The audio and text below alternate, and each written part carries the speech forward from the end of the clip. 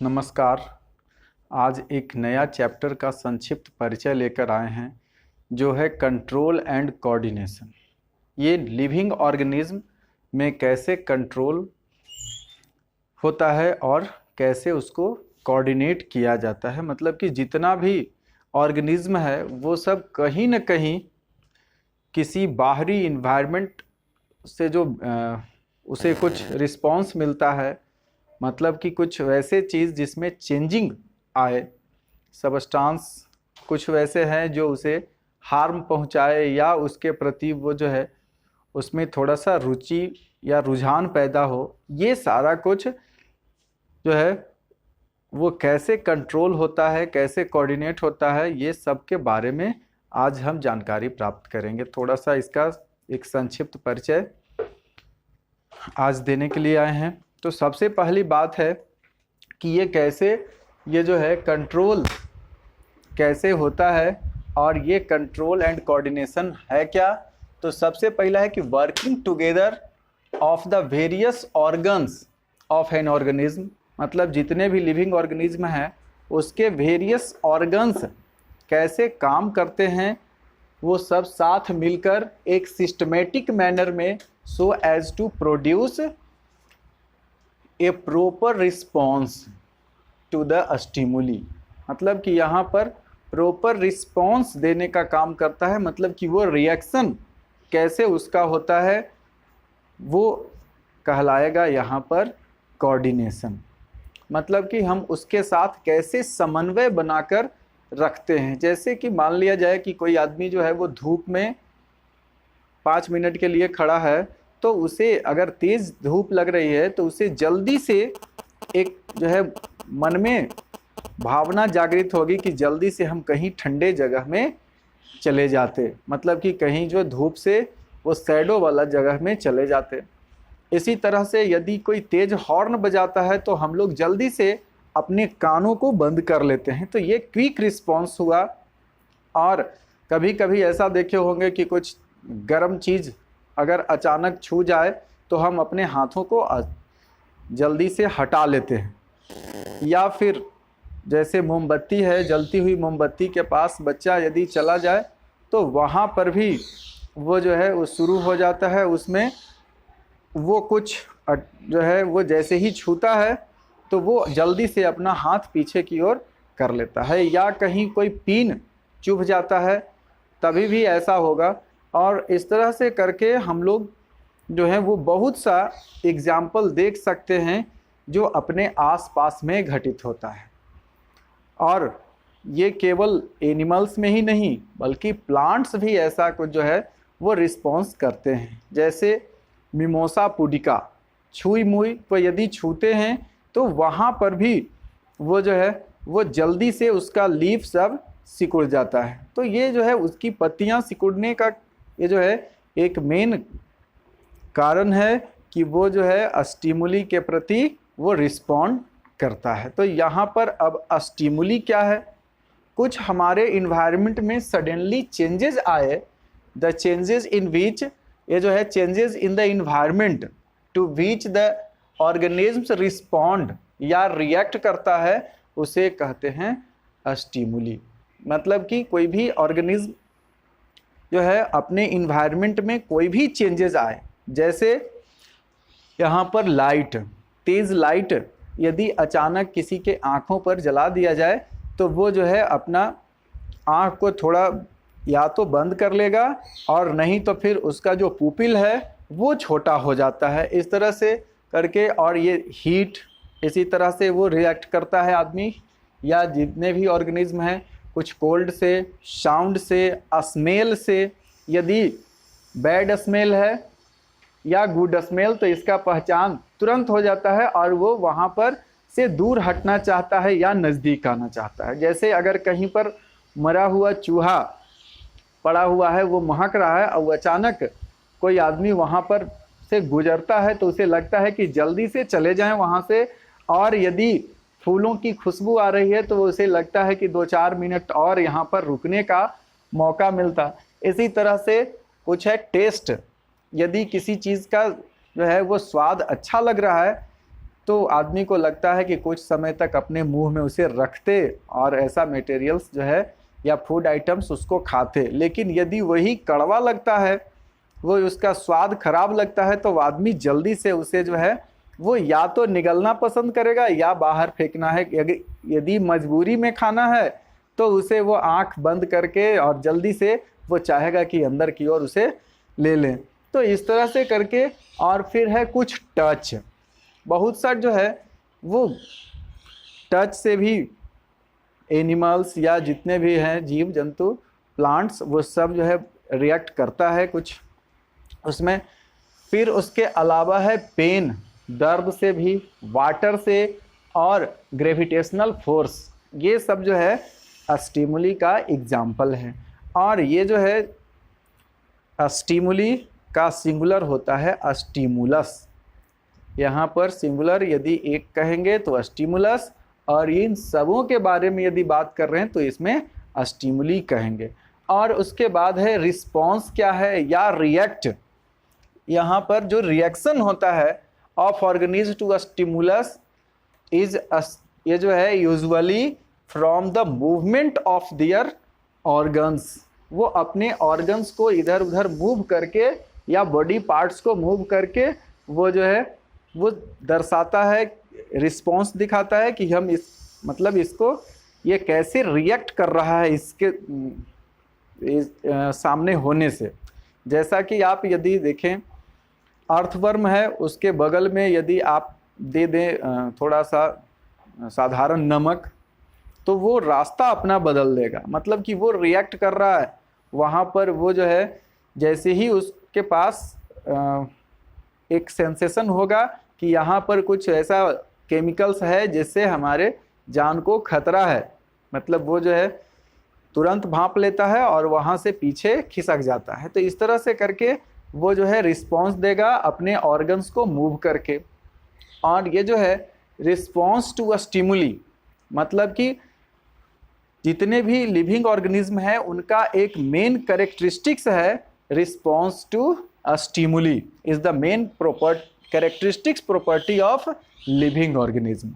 अब हम लोग देखें कि प्लांट और एनिमल दोनों में ही ये जो है स्टिमुली के प्रति रिएक्शन होता है, वो रिस्पॉन्स करता है। Plants and animal respond to various stimuli.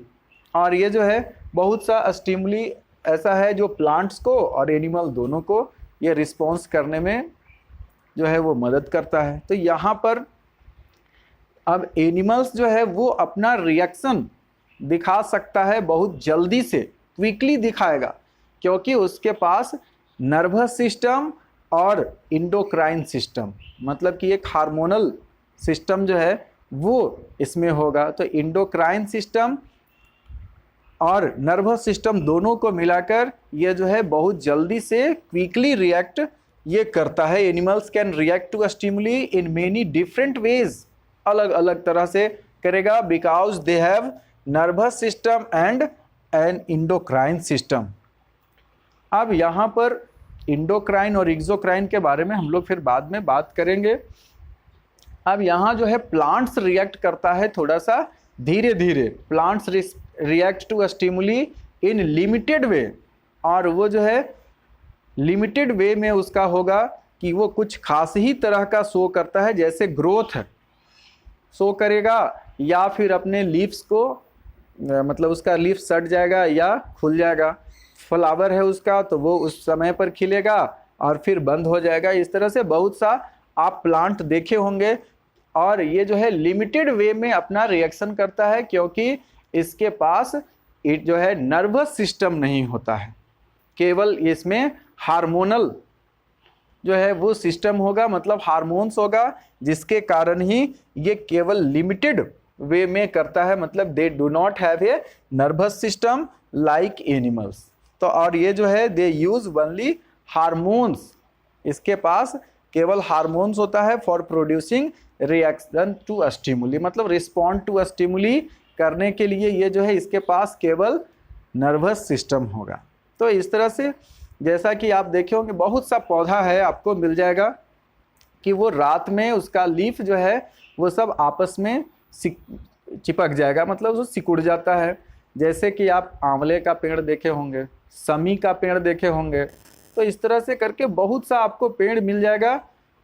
वो जो है वो धीरे धीरे धीरे धीरे उसका लीफ शाम होते ही वो सब आपस में सट जाता है और वो दिन के समय वो खुल जाएगा। तो इस तरह से करके, या फिर कुछ देखे होंगे कि दिन में खिलने वाले फूल, और कुछ जो फूल हैं वो रात में भी खिलते हैं।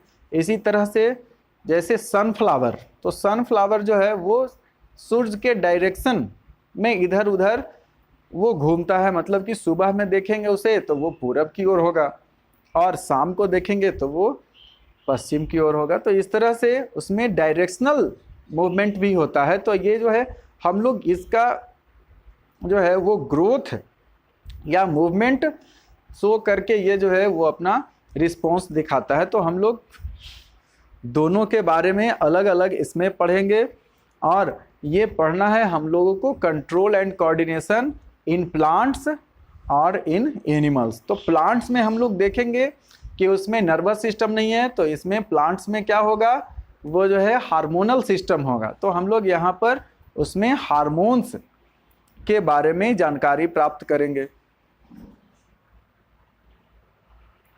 हार्मोन्स का जो है फंक्शन, अब प्लांट्स में हार्मोन बहुत सा होता है, लेकिन इसमें 4 मेन हार्मोन्स हैं जो रिस्पॉन्स करते हैं ये स्टिमुली के प्रति।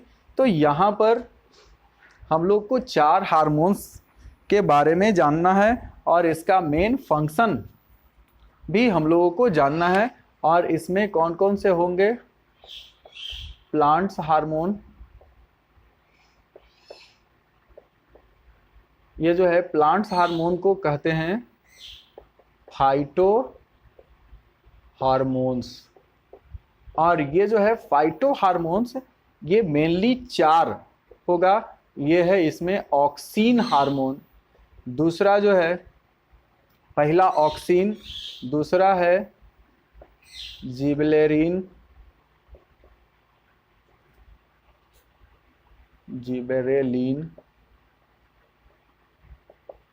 और इसी तरह से तीसरा होगा साइटोकाइनिन,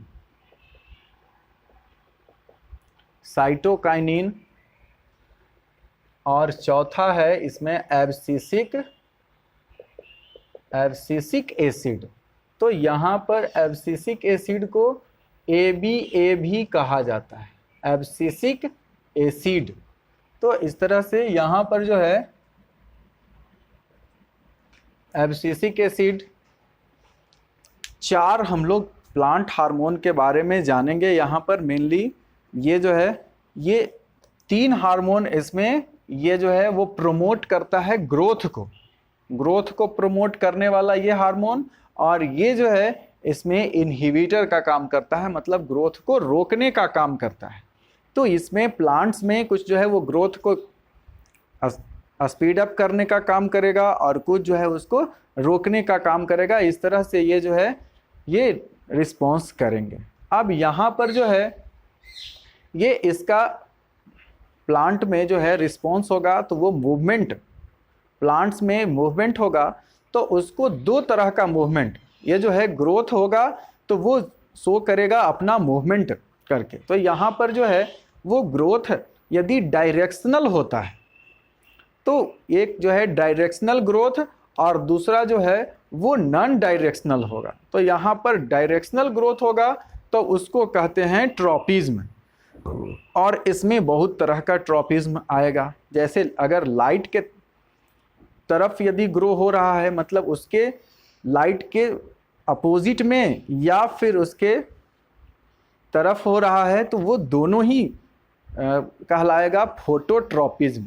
और यदि लाइट के तरफ हो रहा है, मतलब कि टुवार्ड्स लाइट हो रहा है, तब उसको हम लोग पॉजिटिव कहेंगे, और यदि लाइट के अपोजिट हो रहा है तब उसे नेगेटिव ग्रोथ भी कहा जाता है। तो यहाँ पर हम लोग ये देखेंगे पॉजिटिव और नेगेटिव रिस्पॉन्स में। यहाँ पर तो ये ट्रॉपिज्म में लाइट के प्रति यदि हो रहा है तो उसको हम लोग फोटोट्रॉपिज्म कहते हैं। दूसरा है अगर ग्रेविटेशनल फोर्स के अगेंस्ट या टुवार्ड्स हो रहा है, तो वहाँ पर भी ये जो है वो कहलाएगा जियोट्रॉपिज्म। कुछ प्लांट जैसे रूट है तो रूट जाएगा नीचे की ओर और सूट जो है वो ऊपर की ओर जाएगा, तो यहाँ पर जो है वो टुवार्ड्स ग्रेविटेशनल फोर्स और एक जो है वो अगेंस्ट ग्रेविटेशनल फोर्स जा रहा है, तो ये दोनों जियोट्रॉपिज्म कहलाएगा। और इसी तरह से कुछ है केमोट्रॉपिज्म, केमिकल के तरफ यदि मूवमेंट हो रहा है, ग्रोथ हो रहा है, तो उसे केमोट्रॉपिज्म कहेंगे। फिर उसके बाद है हाइड्रोट्रॉपिज्म। हाइड्रोट्रॉपिज्म का मतलब कि जिधर वाटर है उसके तरफ मूवमेंट होगा, तो ये जो है डायरेक्शनल मूवमेंट ये सब होगा, उसको कहेंगे ट्रॉपिज्म। इसी तरह से थिग्मोट्रॉपिज्म, मतलब कि अगर कहीं पर टच हो रहा है और उसके तरफ, मतलब कोई ऐसा स्टैंड के रूप में, या कुछ प्लांट्स में आप देखे होंगे कि कुछ क्लाइंबर्स जो है उसमें से निकलता है और टेंड्रिल्स, ये सब जो है वो वहाँ पर उसे चारों ओर पकड़ के वो स्टैंड का काम करेगा और वो ऊपर की ओर आगे बढ़ जाता है। तो इस तरह से ट्रॉपिकल मूवमेंट जो है ट्रॉपिज्म, ये कहलाएगा थिग्मोट्रॉपिज्म। अब बात आती है एक नेस्टिक मूवमेंट। तो ये नेस्टिक मूवमेंट जो है उसमें होगा, ये नॉन डायरेक्शनल मूवमेंट होता है, मतलब कि जैसे हम यदि मिमोसा पुडिका, छुई मुई का लीफ यदि छूते हैं तो वो अपने आप वो जो है उसका लीफ सिकुड़ जाएगा, तो उनकी पत्तियां जो है वो सिकुड़ कर वो रिस्पॉन्ड कर रही है, तो उसका एक जो है वो थिग्मोनेस्टिक मूवमेंट हो रहा है। इसी तरह से लाइट में भी बहुत से लीफ जो हैं वो दिन के समय खुल जाते हैं और रात में वो जो है वो बंद हो जाते हैं। इसी तरह से कुछ फूल भी हैं जो दिन में खिलेगा या कुछ रात में खिलेगा, तो इसमें जो है वो मूवमेंट होता है, वो कहलाएगा नेस्टिक मूवमेंट। तो ये जो है फोटोनेस्टिज्म कहेंगे। इधर जो है वो थिग्मोनेस्टिज्म कहलाएगा, यदि टच वाला है तो थिग्मोनेस्टिज्म, और लाइट के प्रति है तो इसको हम लोग कहेंगे फोटोनेस्टी मूवमेंट। तो यहाँ पर एनिमल्स के बारे में भी अब हम लोग को जानना है। प्लांट्स का ये कुछ हुआ, और फिर एनिमल्स के बारे में हम लोग जानेंगे इसमें कंट्रोल एंड कोऑर्डिनेशन कैसे होता है। तो इसमें होगा नर्वस सिस्टम और साथ साथ इंडोक्राइन सिस्टम, दोनों के साथ इसमें होता है। तो कुछ हम लोग माइक्रो ऑर्गेनिज्म में भी देखेंगे मूवमेंट जो होगा वो control and coordination in micro organism, और फिर हम लोग देखेंगे control and coordination in human. Basically हम लोग को इसमें पढ़ना है control and coordination in human, और इसमें हम लोग देखेंगे कि ये नर्वस सिस्टम और इंडोक्राइन सिस्टम दोनों को हम लोग इसमें अच्छी तरह से पढ़ेंगे, जानकारी उसमें प्राप्त करेंगे। और ये भी हमको देखना है कि इसमें जो नर्वस सिस्टम है उसके मेन पार्ट्स कौन कौन से हैं। ब्रेन हो गया, फिर स्पाइनल कोड है और नर्व्स हैं। तो ये दोनों, ये तीनों का हम लोग इसमें फंक्शन, पार्ट्स, ये सब के बारे में हम लोग जानेंगे। और जैसा कि हम लोग जानते हैं कि इसमें जो नर्वस सिस्टम है उसको अब हम लोग दो भागों में बांटेंगे, सेंट्रल नर्वस सिस्टम और पेरिफेरल नर्वस सिस्टम। तो इस तरह से हम लोग इसको अलग अलग करके और कैटेगराइज करके इसमें अध्ययन करना है। फिर अब एंडोक्राइन सिस्टम में, तो यहाँ पर हमारे शरीर में दो तरह का ग्लैंड्स होता है। तो एक है इंडोक्राइन ग्लैंड और दूसरा एक्सोक्राइन ग्लैंड। हम लोग जानते हैं कि एक्सोक्राइन ग्लैंड्स वो होता है जिसका सेक्रेशन बाहर डक्ट के थ्रू छोड़ा जाता है, मतलब कि वो ग्लैंड से जो है उसका सेक्रेशन बाहर कहीं छोड़ा जाएगा वो डक्ट के थ्रू, वो कहलाएगा एक्सोक्राइन ग्लैंड्स। और कुछ ग्लैंड्स ऐसे हैं जो अपना सेक्रेशन डायरेक्टली ब्लड स्ट्रीम में से छोड़ते हैं, उसे कहेंगे इंडोक्राइन सिस्टम, ये जो है इंडोक्राइन ग्लैंड।